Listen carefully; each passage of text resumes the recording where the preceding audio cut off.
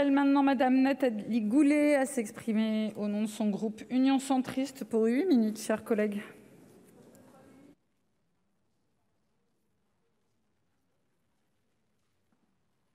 Madame la présidente, monsieur le garde des Sceaux, monsieur le président de la commission des lois, madame la rapporteure, je vais mettre fin au suspense. Nous allons voter le texte qui nous est proposé et suivre évidemment la décision de notre commission. Mais j'allais vous dire, monsieur le garde des Sceaux, pourquoi faire ?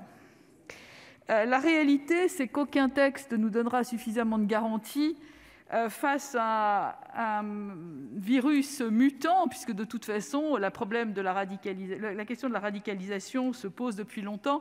Pour y avoir travaillé dans cette maison depuis très longtemps, vous avez sûrement le souvenir ému, monsieur le garde des Sceaux, que la première question d'actualité qui vous a été posée dans cette maison, j'espère bien, elle a été par moi-même et sur le suivi des détenus radicalisés précisément, puisque j'ai l'honneur et le privilège d'être le sénateur de la prison de Condé-Alençon, où il y a évidemment de nombreux problèmes avec les détenus radicalisés.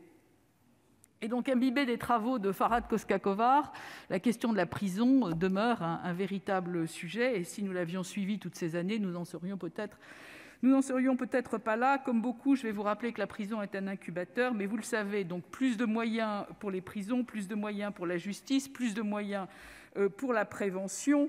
À ce stade, je voudrais aussi évidemment rendre hommage à nos services de sécurité, aux services pénitentiaires, aux services de renseignement, parce qu'ils font un travail tout à fait remarquable. Mais après, le ministre Darmanin s'est exprimé cette semaine en disant qu'une des raisons du problème de la sécurité, c'était le manque de moyens de la justice. Vous avez obtenu un bon budget, monsieur le ministre, mais ce navire amiral prend l'eau néanmoins. Il va falloir faire mieux.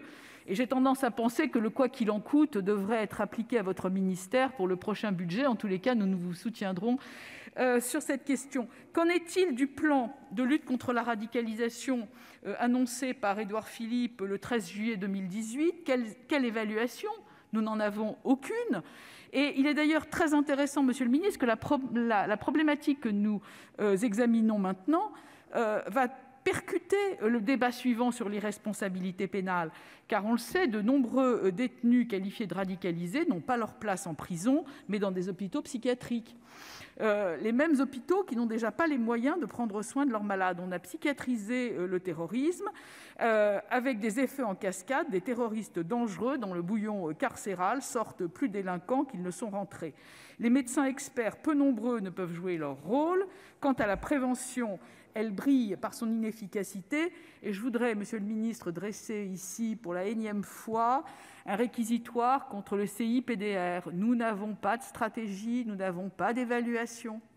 Il est quand même temps, PLFR après PLFR après PLF, nous demandons des évaluations de ce que fait le comité de prévention de la délinquance et de la radicalisation. Nous n'avons pas de statistiques, nous n'avons pas de suivi.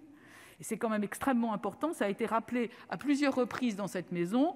Le travail qui avait été fait par Esther Benbassa et par Catherine Troendlé sur les outils de la déradicalisation ou de la lutte contre la radicalisation ou de la reconstruction du lien citoyen, appelons ça comme on veut, ce maillon-là est aussi manquant et nous conduit évidemment à de très nombreuses incertitudes.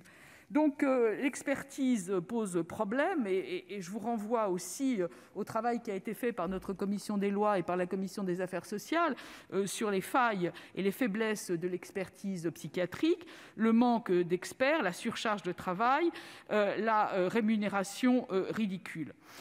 D'ici le projet de loi de finances, monsieur le ministre, il faudra regarder très attentivement tout ce qui concerne la lutte contre la radicalisation, parce que nous allons pouvoir voter, évidemment, ex post, comme d'habitude, de très nombreuses mesures qui sont du domaine, évidemment, répressif, mais il reste que la prévention est quand même une sécurité qu'il nous faut absolument instaurer avec des évaluations, sinon nous n'aurons pas les outils nécessaires.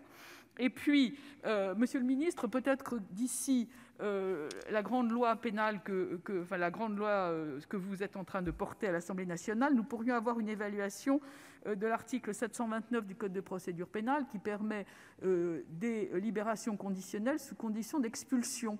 Ce qui serait peut-être aussi intéressant, c'est de savoir combien de détenus dangereux ou pas peuvent bénéficier de ce type de disposition pour bénéficier en même temps d'une expulsion, ce qui pourrait évidemment déplacer le curseur du problème. En tous les cas, sur toutes ces questions, le Sénat a toujours été aux côtés des ministres de l'Intérieur et des ministres de la Justice qui se sont succédés à tout le moins depuis 2015. Nous avons conscience de la question de l'unité nationale sur les questions liées au terrorisme, à la lutte contre le terrorisme, mais aussi à toutes les questions de prévention.